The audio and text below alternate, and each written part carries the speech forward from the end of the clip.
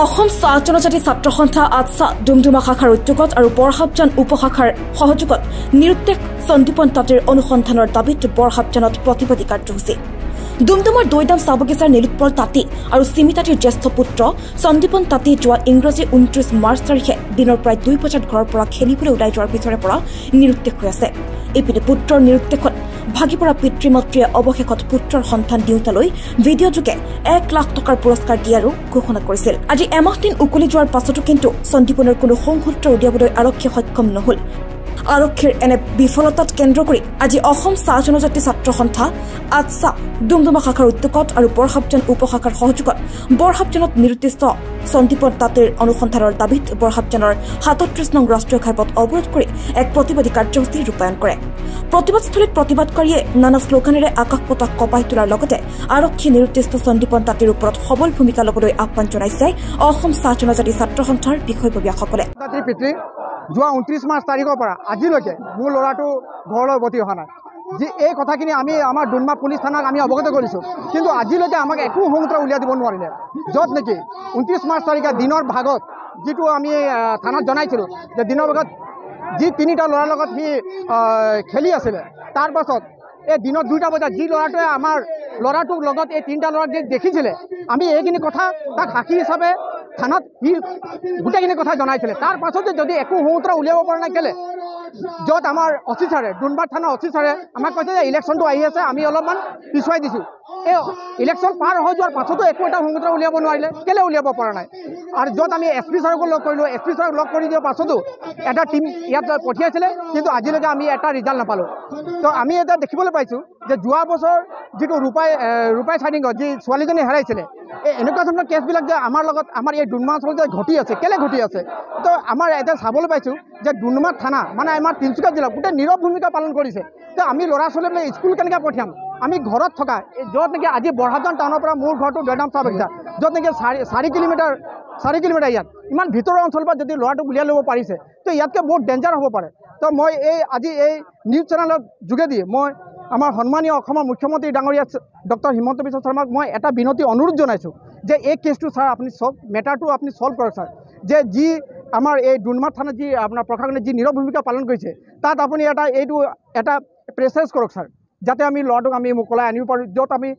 য'ত আছে ল'ৰাটো তাৰ পৰা যাতে উলিয়াই আহিব পাৰে, আৰু আমি ক্ৰাইম ব্ৰাঞ্চক দিয়ক যাতে আমি কেছটো ছল্ভ কৰিব পাৰোঁ। কিন্তু আজি আমি এই দুৰ্ভগীয়া আমি ইমান দিন ধৰি আমি বিচাৰি আজি চলাত কৰিছোঁ, কিন্তু তাৰ পাছতো আমি ল'ৰাটোক ঘূৰাই আনিব পৰা নাই। য'ত নেকি আমাক সদায় দিন ৰাতি আমি যেতিয়া ডুমডুমা থানাৰ লগত যোগাযোগ কৰোঁ, তেতিয়া আমি থানাত যেতিয়া আমি কথাখিনি কওঁ, তেতিয়া আমাৰ মতে সিহঁতি চলি আছে। যদি সিহঁতৰ যদি একো ভূমিকাই নাই, যদি আমাৰ কথা মতে যদি সিহঁতি চলি আছে, তেতিয়া কেনেকুৱা ধৰণৰ কথা। আমি ক'ম ছাৰ আপুনি অমুক জেগাত চাওক, তেনেকুৱা হ'লেতো নহয়। আমি প্ৰত্যেক দিনাই সিহঁতৰ লগত যোগাযোগ কৰি আছোঁ, আমি থানাত গৈ আছোঁ। যদি থানাৰ মানুহে যদি আজি প্ৰশাসনৰ মানুহে যদি আমি একো এটা ৰিজাল্ট নাপাওঁ, আমি সাধাৰণ জনতা কাৰ ওপৰত ভৰসা কৰিম। আমিতো সিহঁতৰ ওপৰত ডিপেণ্ড হৈ আছোঁ। তো ছাৰ, মই সন্মানীয় মুখ্যমন্ত্ৰী ডাঙৰীয়া ডক্টৰ হিমন্ত বিশ্ব শৰ্মাক এইটোৱে অনুৰোধ জনাইছোঁ, ছাৰ আপুনি অতি সোনকালে ছাৰ এই কেছটোৰ ওপৰত মেটাৰ আপুনি চকু দিয়ক, যাতে আমি আমাৰ ল'ৰাটোক আমি ঘূৰাই আনিব পাৰোঁ।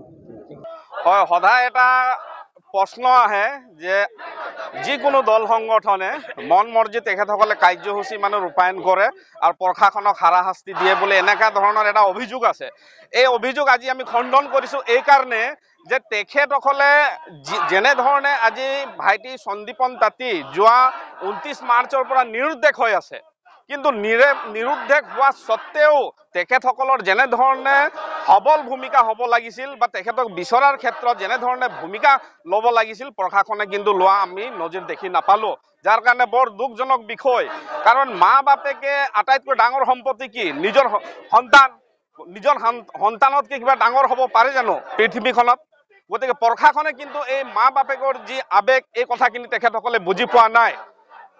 সমান্তৰালভাৱে যোৱা 2023 বৰ্ষৰ দুৰ্গা পূজাৰ সময়ত ৰূপাই চাইডিঙৰ ৰশ্মিচা এই ধৰণে সন্ধানহীন হৈছিলে।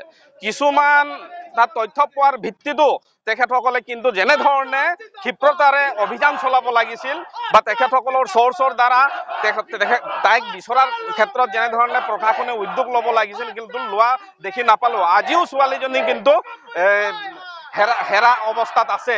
গতিকে সন্দীপন তাঁতীৰ ক্ষেত্ৰত আমি এটাই কথা আঙুলিয়াব বিচাৰোঁ প্ৰশাসনক যে অতি শীঘ্ৰে তেখেতক CID বা তেখেতসকলৰ যি সোৰ্স আছে সোৰ্সেৰ যোগেদি তেখেতক বিচৰাৰ ক্ষেত্ৰত তেখেতসকলে এটা ভূমিকা লওক নহলে আমি আজি ছাত্ৰ সন্থাই এইটো আৰম্ভণিহে সমগ্ৰ বাগিচা বন্ধ কৰি সন্দীপন তাঁতীৰ আমি কাৰণে আমি প্ৰশাসনৰ বিৰুদ্ধে কিন্তু কাৰ্যসূচী ল'বলৈ বাধ্য হ'ম News Desk Report, Such the Reality.